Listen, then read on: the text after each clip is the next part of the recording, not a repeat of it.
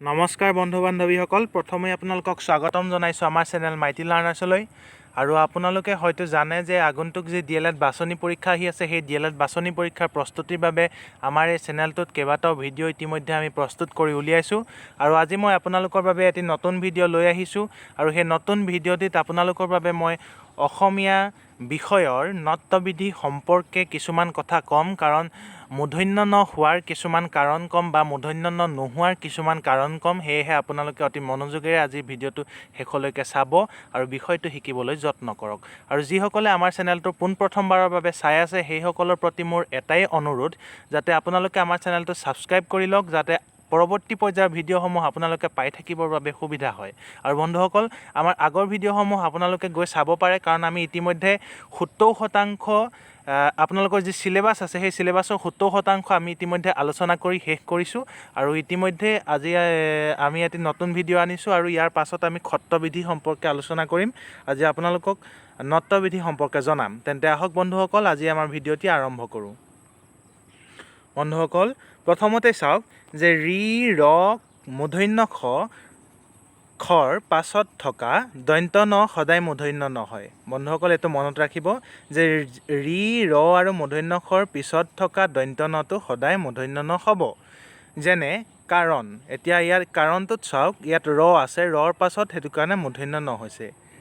ঋণ, ঋণটোত ৰি থকাৰ বাবে পাছৰ দন্ত্য নটো মূৰ্ধন্য ন হৈছে। তৃণ, ইয়াত তৃণ বুলি কওঁতে তলত এডাল ৰিকাৰ আছে, গতিকে কি হৈছে, মূৰ্ধন্য ন হৈছে। অৰুণ, যিহেতু ৰ আছে, গতিকে কি হৈছে, মূৰ্ধন্য ন হৈছে। বৰষুণ, ইয়াত ৰও আছে, মূৰ্ধন্য স আছে, চাব পাৰে, আৰু সেইবাবে ইয়াত মূৰ্ধন্য ন হৈছে। তাৰপাছত চাওক কৰ্ণ, কৰ্ণটো ৰ আছে, ওপৰত যিহেতু এডাল ওপৰত ৰেফ আছে, সেইটো কাৰণে কি হৈছে, কৰ্ণ হৈছে। পূৰ্ণ, ঠিক তেনেদৰে পূৰ্ণ একে কথা ইত্যাদি। আমি তেতিয়াহ'লে গম পালোঁ যে মূৰ্ধন্য ন। আপোনালোকক প্ৰশ্নবোৰ সাধাৰণতে এনেধৰণে দিব যে কাৰণ, এতিয়া এই কাৰণ শব্দটোত মূৰ্ধন্য ন হোৱাৰ কাৰণ কি, সেইটো আপোনালোকক প্ৰশ্ন দিব পাৰে। আপোনালোকে তেতিয়া ক'ব যে ইয়াত ৰ থকা বাবে ৰৰ পাছৰ মূৰ্ধন্য নটো সদায় দন্ত্য নটো সদায় কি হ'ব, মূৰ্ধন্য ন হ'ব। মনত ৰাখিব। ইয়াৰ পাছতো চাওঁ আহক, একোটা পদত থকা ৰি ৰ মূৰ্ধন্য খ আৰু মূৰ্ধন্য নৰ মাজত থকা স্বৰবৰ্ণ ক বৰ্গ বা প বৰ্গৰ কোনো বৰ্ণ বা জ ব হ থাকিলে দন্ত্য ন সদায় কি হয়, মূৰ্ধন্য ন হয়। যেনে অৰ্পণ, কৃপণ, গ্ৰহণ, ব্ৰাহ্মণ, ৰাৱণ, নাৰায়ণ ইত্যাদি। বন্ধুসকল, ইয়াত চাওক কি কৈছে, যদি ক বৰ্গ বা প বৰ্গৰ কোনোবা বৰ্ণ যদি জ ব হ থাকে, তেতিয়া কি হয়, দন্ত্য নটো সদায় কি হ'ব, মূৰ্ধন্য ন হ'ব। মনত ৰাখিব। ইয়াত অৰ্পণ, অৰ্পণত চাওক প বৰ্গ আছে, প বৰ্গ থকাৰ কাৰণে মূৰ্ধন্য ন হৈছে। কৃপণ, তাত ক বৰ্গও আছে, প বৰ্গও আছে, গতিকে কি হৈছে, মূৰ্ধন্য ন হৈছে। গ্ৰহণ, ইয়াত স আছে, দেখিছেনে, স থকাৰ বাবে মূৰ্ধন্য ন হৈছে। ব্ৰাহ্মণ, ব্ৰাহ্মণ ইয়াত ম আছে, দেখিছেনে, ম থকাৰ বাবে কি হৈছে, মূৰ্ধন্য ন হৈছে। ৰাৱণ, অৰ্থাৎ প বৰ্গ আছে, গতিকে কি হৈছে, মূৰ্ধন্য ন হৈছে। নাৰায়ণ, নাৰায়ণৰ ক্ষেত্ৰতো ঠিক তেনেদৰে কি হৈছে, মূৰ্ধন্য ন হৈছে। মনত ৰাখিব, এইবিলাক অতি গুৰুত্বপূৰ্ণ কথা। আৰু বন্ধুসকল, এইখিনিতে আপোনালোকক এটা কথা জনাই থওঁ যে আগন্তুক যি DLED বাছনি পৰীক্ষা আহি আছে, সেই DLED বাছনি পৰীক্ষালৈ আৰু বৰ বিশেষ এটা দিন নাই, কাৰণ কৰোণা পৰিস্থিতি অলপ ভাল হ'লেই আপোনালোকৰ পৰীক্ষা হোৱাৰ সম্ভাৱনা আছে। কিয়নো ইতিমধ্যে চতুৰ্থ ষাণ্মাসিকৰ সকলো পৰীক্ষাৰ প্ৰস্তুতি সমাপ্ত হৈছে, আৰু কৰোণা পৰিস্থিতি ভাল হ'লেই তেওঁলোকৰো পৰীক্ষা হ'ব। আৰু আপোনালোকেও সেইবাবে পৰীক্ষাৰ বাবে অতি জোৰদাৰভাৱে প্ৰস্তুতি চলাওক, আৰু যিসমূহ বিষয় পঢ়িবলৈ বাকী আছে, সেইসমূহ বিষয় অতি ভালদৰে পঢ়ি লওক, জানি লওক, কাৰণ এইবাৰ DLEDৰ বাছনি পৰীক্ষা বহুত টান হ'ব। মই আপোনালোকক কৈছোঁ, আপোনালোকে নিশ্চয় বহুতেই নাজানে যে এইবাৰ 4200 আসনৰ বিপৰীতে আপোনালোকৰ সৰ্বমুঠ এপ্লাই কৰিছে 48,890 গৰাকী কেণ্ডিডেটে। চাওকচোন, গতিকে আপোনালোকৰ কিমান এটা ডাঙৰ প্ৰতিযোগিতা হ'বলৈ গৈ আছে। গতিকে ভালদৰে পঢ়ক।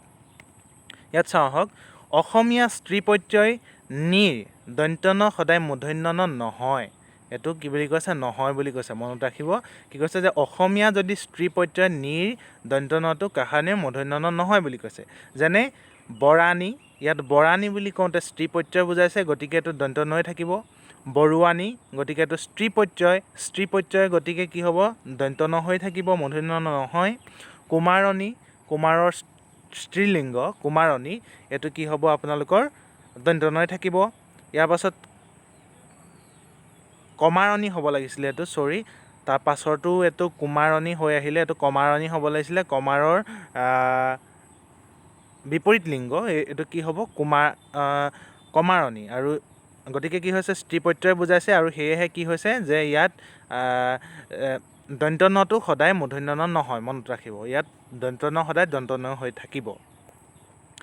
ইয়াৰ পাছতো চাওক, দুটা ভিন ভিন শব্দ গোট খাই এটা হ'লে আগৰ শব্দটোত ৰি, ৰ আৰু মূৰ্ধন্য ষ থাকিলেও পাছৰ দন্ত্য ন মূৰ্ধন্য ণ নহয়।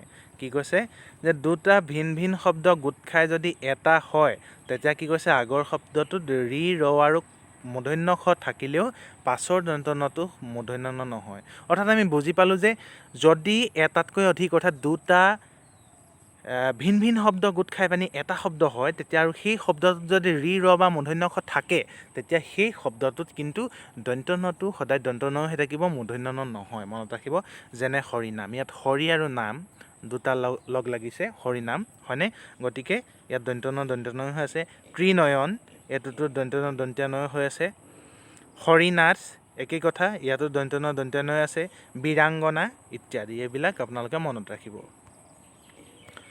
ইয়াৰ পাছত চাওক, উত্তৰ, চান্দ্ৰ, পৰ আদি শব্দ আগত থাকিলে পিছৰ দন্ত্য ন মূৰ্ধন্য ণ হয়। যেনে উত্তৰ যোগ অয়ন সমান উত্তৰায়ণ। ইয়াত চাওক কি কৈছে, উত্তৰ, চান্দ্ৰ, পৰ আদি শব্দ যদি থাকে, সেই শব্দবিলাকৰ পাছত থকা দন্ত্য নটো সদায় কি হ'ব, মূৰ্ধন্য ণ হ'ব। এতিয়া চাওক, ইয়াত উত্তৰ যোগ অয়ন, এই অয়নটোত আপোনালোকে মন কৰক, ইয়াত দন্ত্য ন আছিল, কিন্তু কি হৈছে যে যিহেতু দুয়োটা লগ লাগি পানি আৰু উত্তৰ যিহেতু সন্মুখত আছে, গতিকে উত্তৰায়ণ হওঁতে কি হ'ব, দন্ত্য নটো মূৰ্ধন্য ণ হৈ গৈছে। ইয়াৰ পাছত চাওক, ঠিক তেনেদৰে পৰ যোগ অয়ন, এইটো পৰায়ণ হৈছে। তাতো একেই কথা যে পৰ শব্দৰ পাছত অয়ন যোগ হৈছে, গতিকে কি হৈছে, দন্ত্য নটো মূৰ্ধন্য ণ হৈছে। ইয়াৰ পাছতো চাওক, দুটা শব্দ গোট খাই এটা প্ৰসিদ্ধ নাম হ'লে আগৰ শব্দটোত ৰি, ৰ মূৰ্ধন্য ষ থাকিলে দন্ত্য ন সদায় মূৰ্ধন্য ণ হয়।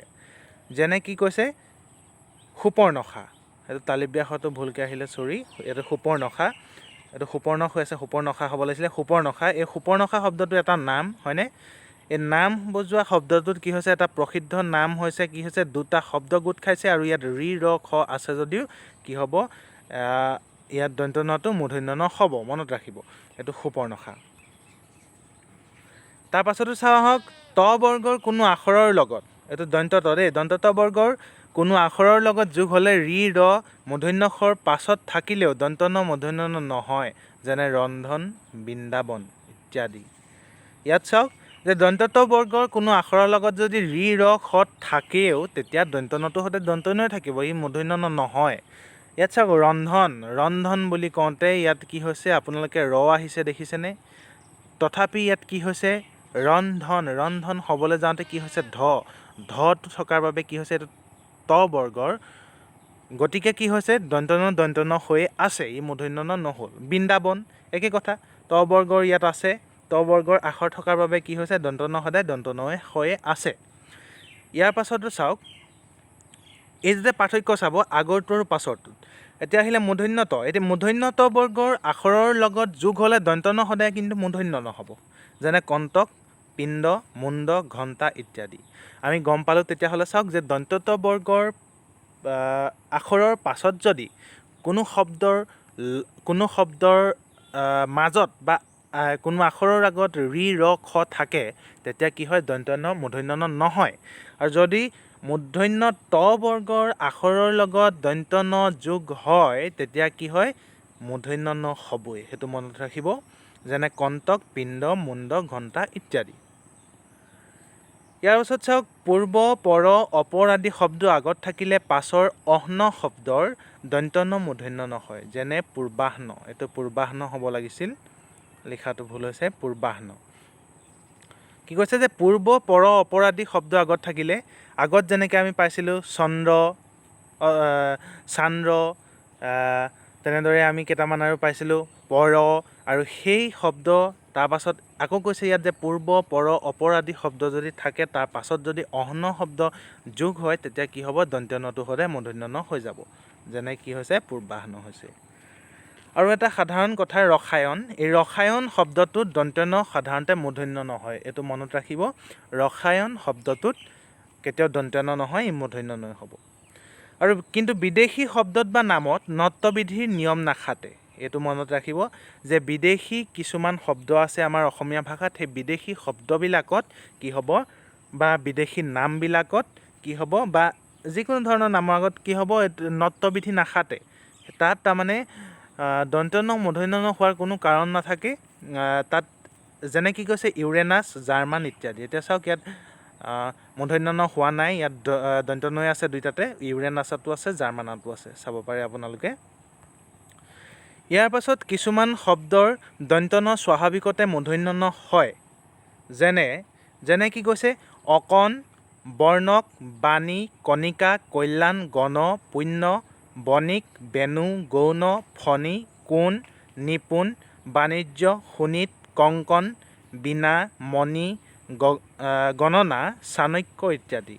এই শব্দবিলাকত চাওক, এই শব্দবিলাকত দন্ত্য নটো স্বাভাৱিকতে মূৰ্ধন্য ন হৈছে, ইয়াত কোনো নত্ববিধি নিয়ম বুলি নাই। আপোনালোকে মন কৰিব। পৰীক্ষাত মই পাছত পৰৱৰ্তী পৰ্যায়ৰ ভিডিঅ'ত সত্ৰবিধি শিকাই আপোনালোকৰ বাবে নত্ববিধি সত্ৰবিধিৰ ওপৰত কিছুমান গুৰুত্বপূৰ্ণ প্ৰশ্ন সম্পৰ্কে জনাম।